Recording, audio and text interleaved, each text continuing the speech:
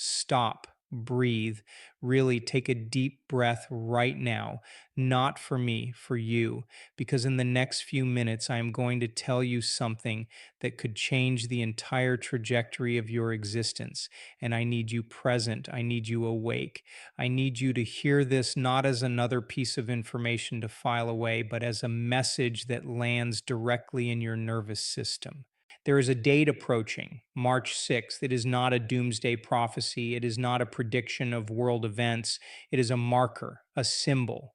For some, it will pass like any other Thursday. For others, it will be the morning after the crash, the morning after the argument, the morning after the bank statement, the morning after the diagnosis. It is the day after the breakdown, and right now you are receiving a warning about that day, a sign, a tap on the shoulder from the universe. But here is the hard truth I must deliver with absolute clarity. 99% of people will ignore this sign.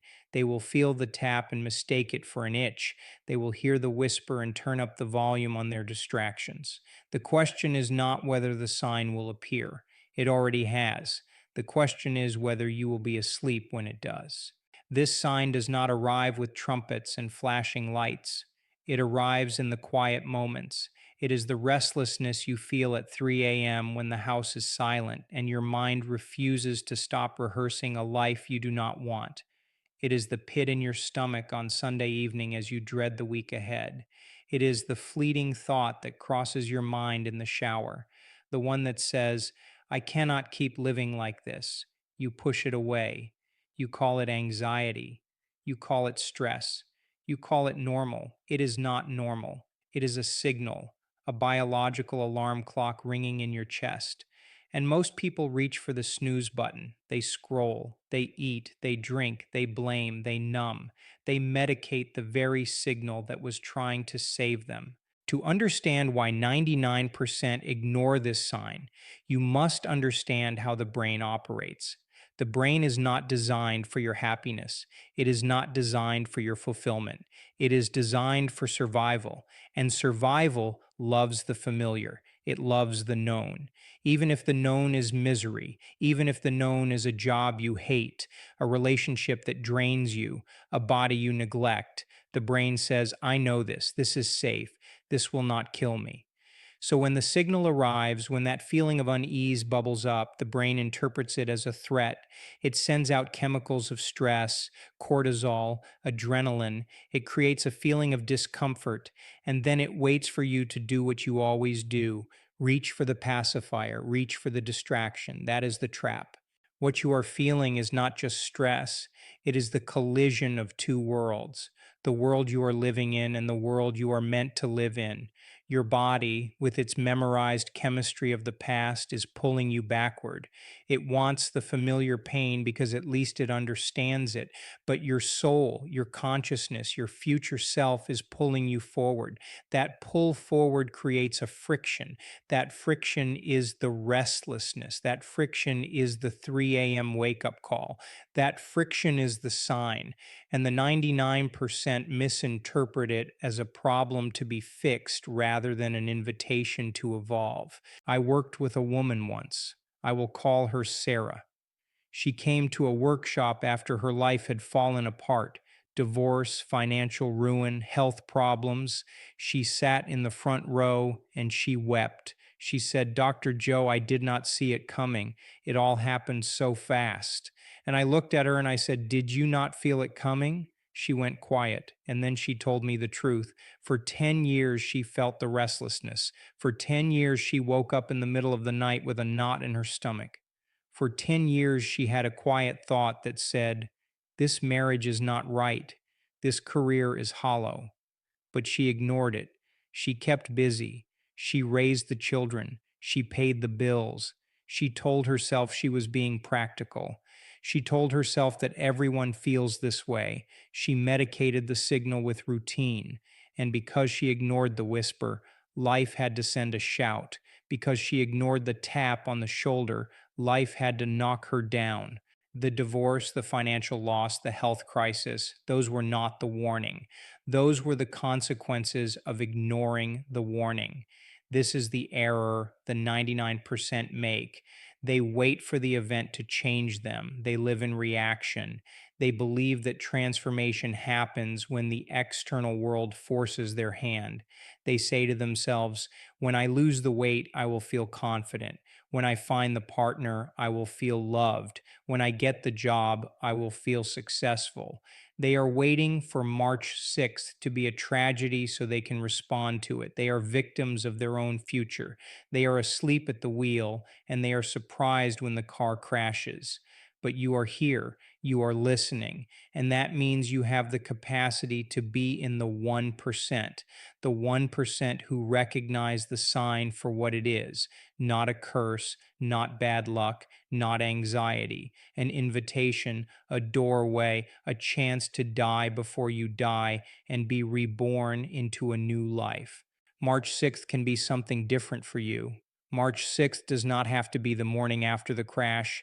It can be the morning you wake up as a new person. It can be the day the old self ends, not because the world changed, but because you changed. Because you finally understood that the restlessness was not your enemy. It was your soul screaming to be let out of a cage you built with your own thoughts. When you feel that discomfort, that is your body's chemistry trying to keep you small. Your body is a record of the past. Every emotion you have habitually felt has been memorized by your cells. If you live in stress, your body becomes addicted to stress chemicals. If you live in anger, your body craves the cortisol rush to feel normal. So when you try to change, your body will rebel. It will create the same feelings it always has. It will manufacture the same thoughts it always has. It will scream at you to go back to the familiar. That scream is the sign. And instead of fighting it, instead of numbing it, you must sit in it.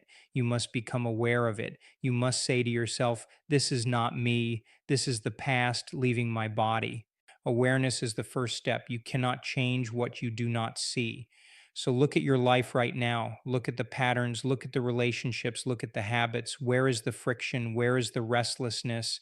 Where is the thought that keeps returning at 3 a.m.? That is the sign.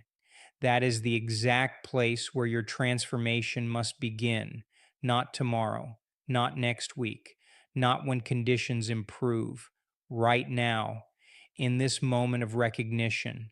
Once you see the sign, you must break the circuit. This requires discipline.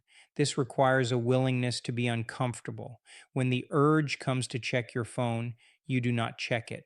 When the urge comes to open the refrigerator, you close it. When the urge comes to complain about your circumstances, you close your mouth. You sit in the void, you sit in the silence, and you let the discomfort wash over you. That discomfort is the death rattle of the old self. Let it die. Do not resuscitate it with distractions. I am asking you to do something radical. Tomorrow morning, when you wake up, do not reach for your phone. Do not check the news. Do not see what the weather is doing or what someone posted on social media. The moment you reach for that device, you are giving your power away to the external world. You are saying, tell me how to feel today. Instead, close your eyes, put your hand on your heart, and breathe. Sit in the silence for 10 minutes, just 10 minutes. That silence is where the signal becomes clear. That silence is where the sign, which was once a whisper, becomes a roadmap. In that silence, you are not the person with the problems. You are the observer of the person with the problems. And from that observant state, you can choose something new. Then you must prepave the future. You must mentally rehearse the person you intend to become. If March 6th is the day you want to wake up as the new self, you must begin living in that body today. Close your eyes and imagine that version of you. How does that person breathe? Deep and slow. How does that person stand? Tall and grounded. How does that person treat others? With patience and kindness. How does that person handle adversity? With faith and certainty. If you can feel those feelings in your meditation, your body begins to believe it is already there. The body does not know the difference between a real event and an emotion vividly imagined. When you feel the gratitude of the future life before it arrives, you change your body's chemistry. You shift from survival to creation. You signal to the universe that you are ready, and the universe will begin to rearrange itself to match your new state of being. This is not positive thinking. This is physics. This is neuroscience. This is changing your energy to match your future. The 99% wait for the external world to change their internal state. The 1% change their internal state and watch the external world rearrange itself to match. So here is the choice before you. March 6th is coming. It is always coming.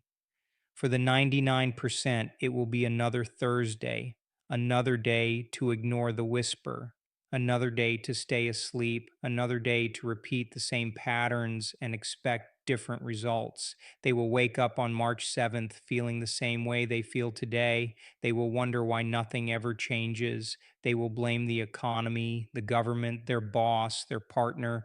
They will remain victims of their own biography. But for you, it can be different. March 6th can be the day you stopped being ordinary. It can be the day you looked at the familiar pain, the familiar restlessness, the familiar dissatisfaction, and said, "No more. I am done. I choose the unknown. I choose the uncertainty of growth over the certainty of stagnation. I choose to trust that I am greater than my circumstances. Do not ignore the sign.